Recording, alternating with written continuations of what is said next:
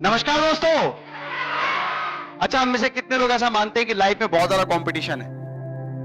Competition great. लगभग हमें सभी व्यक्ति इस बात को मानते हैं कि लाइफ में बहुत ज्यादा कंपटीशन है। कंपटीशन है, यस और नो?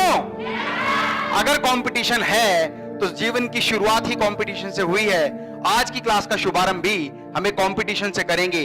कंपटीशन की कहानी कहां से शुरू होती है और अंत तक कंपटीशन कहां तक फाइट करना होता है, इसके बारे में एक छोटी सी कविता के माध्यम से बताता हूं। कुछ लोग सोचते हैं कि मेरा कंपटीशन मेरे अड़ोसी पड़ोसी से है। कुछ लोग सोचते हैं मेरा कंपटीशन मेरी मार्केट से है। कुछ लोग सोचते हैं मेरा कंपटीशन पूरे हरिद्वार में है।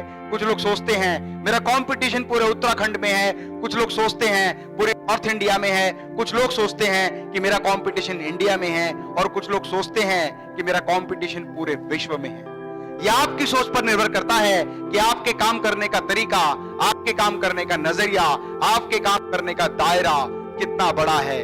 और जैसे जैसे आपके काम करने का दायरा बढ़ता जाता है तो आपके कंपटीशन का लेवल भी बढ़ता जाता है।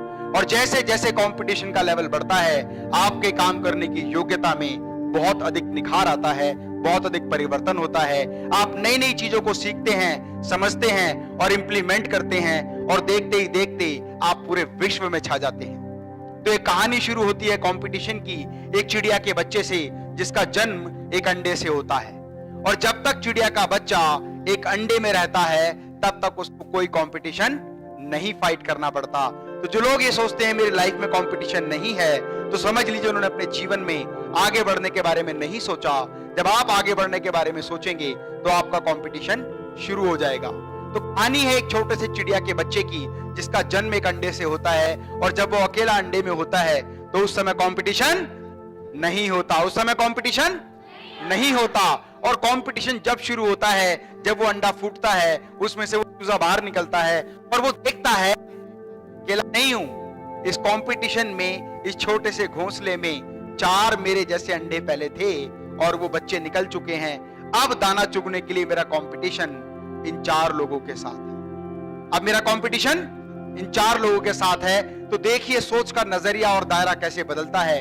एक कविता के माध्यम से बताता हूं कि सबसे पहले मेरे घर का अंडे जैसा था आकार। सबसे पहले मेरे घर का अंडे जैसा था आकार, तब मैं यही समझता था बस इतना सा ही है संसार। फिर मेरा घर बना घोंसला सूखे तिनकों से तैयार, तब मैं यही समझता था बस इतना सा ही है संसार। फिर मैं निकल पड़ा शाखों पर, हरी भरी थी जो सुकुमार, तब मैं यही समझता था बस इतना सा ही है संसार। वो जब अंडा फूटा, वो चिड़िया का बच्चा बाहर निकला तो उसको पता चला कि दाना चुगने के लिए, भोजन लेने के लिए, मां से खाना लेने के लिए भी मुझे बाकी 3 बहन भाइयों से फाइट करनी पड़ेगी, कंपटीशन करना पड़ेगा। क्योंकि चिड़िया एक बार एक चोंच में दाना भरती है और अपने बच्चों को फीड करती है। तो उसको लगा कंपटीशन तो बहुत छोटा है, क्योंकि वो अंडा पहले था।